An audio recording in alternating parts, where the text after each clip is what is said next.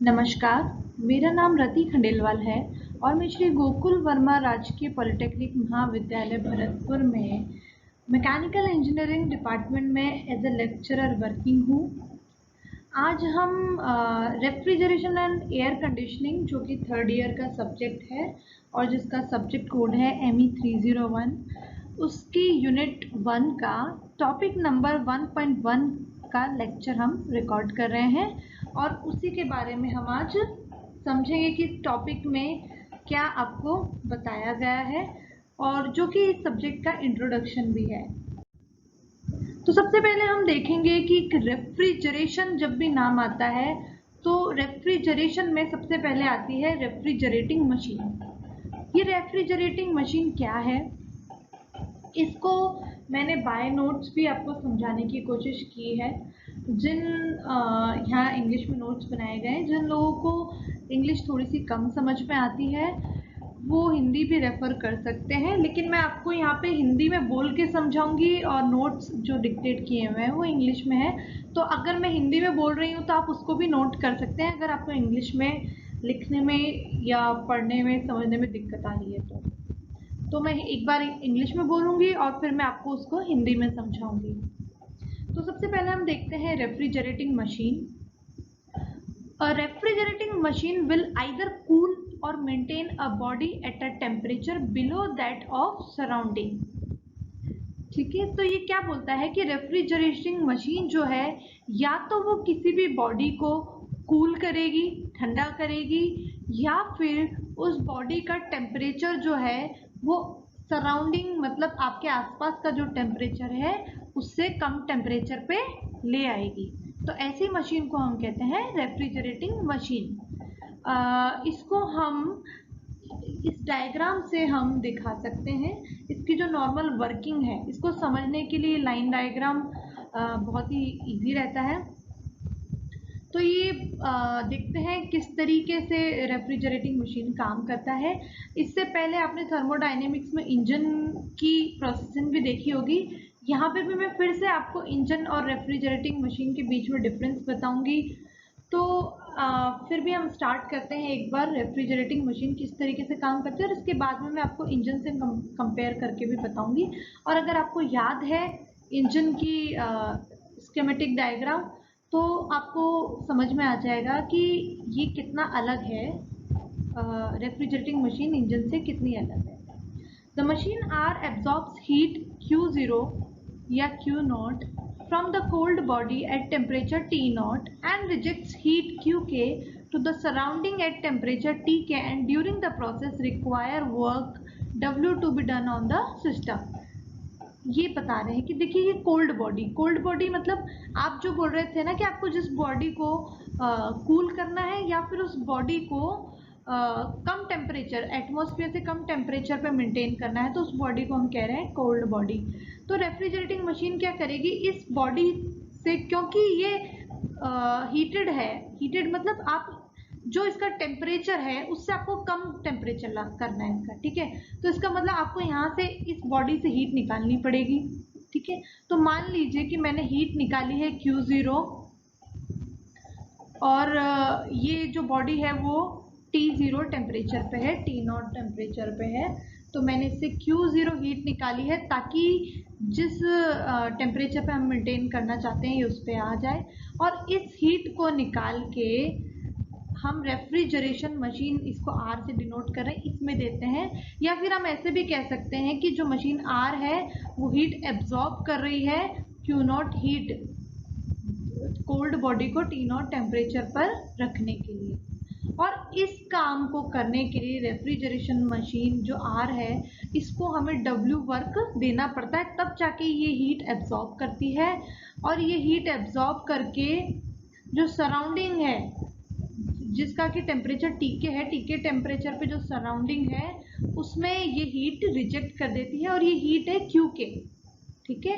क्यों? क्योंकि ये Qk हीट Q0 से हमेशा अलग होगी क्योंकि ये मशीन से रिजेक्ट हुई हुई हीट है और मशीन से जो रिजेक्ट हुई हुई हीट है इसमें आप देख सकते हैं एनर्जी बैलेंस इक्वेशन लगा के कि Q0 plus W equal to Qk, ठीक है, तो जो इनपुट एनर्जी का समेशन इक्वल होगा आउटपुट एनर्जी के समेशन के, एनर्जी बैलेंस इक्वेशन ऐसा कहती है। तो हमारा Q K is equals to Q naught पर प्लस डब्ल्यू। आप application of first law of thermodynamics भी कह सकते हैं इसको, अगर मैं इसको ऐसे लिख दूं कि Q K minus Q naught is equals to W. और ये जो application of first law of thermodynamics है, ये आपने थर्मोडाइनेमिक्स में पढ़ा होगा, जिसके अनुसार मैंने यहाँ पे इस तरीके से लिखा है। अगर आपको ये इक्वेशन नहीं समझ में आ रही है या नहीं याद आ रही है तो एक बार फिर से आप थर्मोडाइनेमिक्स के कॉन्सेप्ट रिवाइज करिए। और मैं फिर भी आपको एक बार इन शॉर्ट बता देती हूँ कि नॉन फ्लो प्रोसेस में cyclic integration of Q equal होता है साइक्लिक इंटीग्रेशन ऑफ W के। तो उसी रूल को लगा के ये इक्वेशन निकाली गई है। ठीक है, तो अब आप जिन्होंने इंजन पहले थर्मोडाइनेमिक्स में देखा है वो ये कह सकते हैं कि ये जो रेफ्रिजरेटिंग मशीन है वो बिल्कुल रिवर्स है हीट इंजन का। और हम एक बार फिर से कंपेयर करके भी देख सकते हैं कि किस तरीके से रिवर्स है हीट इंजन का। नेक्स्ट जो है उसके बाद हम हीट इंजन का स्कीमेटिक देख के कंपेयर कर सकते हैं कि हीट इंजन में क्या होता है आपको, कि आपका हॉट रिजर्वायर होता है जो कि मान लीजिए वो T1 टेम्परेचर पे है, उससे आप Q1 हीट लेकर आप इंजन चलाते हैं जो कि हमें W वर्क डन देता है। और जो बची हुई हीट Q2 है वो कोल्ड रिजर्वायर में हम रिजेक्ट कर देते हैं और कोल्ड रिजर्वायर का टेम्परेचर हम T2 ले सकते हैं। तो आप फिर से एक बार कंपेयर कर सकते हैं कि जो आप दोनों डायग्राम्स में कंपैरिजन कर सकते हैं। आप देख सकते हैं कि हीट इंजन में और हीट इंजन जो है वो बिल्कुल रिवर्स है रेफ्रिजरेटिंग मशीन का, या वाइस वर्सा, दोनों एक दूसरे के बिल्कुल रिवर्स हैं। उसके बाद हम अब देखेंगे जो नेक्स्ट आता है हमारा रेफ्रिजरेशन में जो कंफ्यूजन होता है, एक होती है रेफ्रिजरेटिंग मशीन और एक होता है हीट पंप।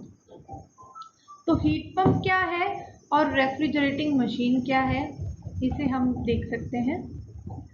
तो बेसिकली हम ये कह सकते हैं कि जो हीट पंप है और जो रेफ्रिजरेटिंग मशीन है, उन दोनों के जो ऑपरेशन का साइकिल होता है उसमें कोई फर्क नहीं होता है। सेम मशीन हीट पंप भी हो सकती है और सेम मशीन जो है वो रेफ्रिजरेटिंग मशीन भी हो सकती है।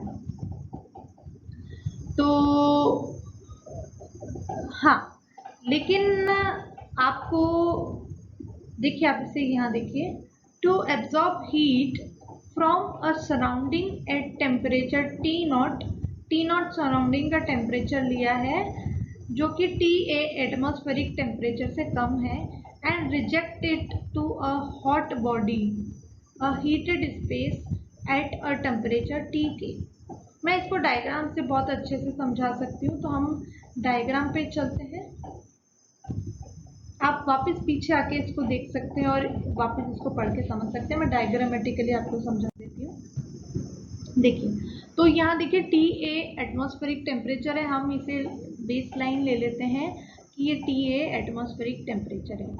अब हम यहाँ पे तीन मशीन्स का कंपैरिजन देखेंगे।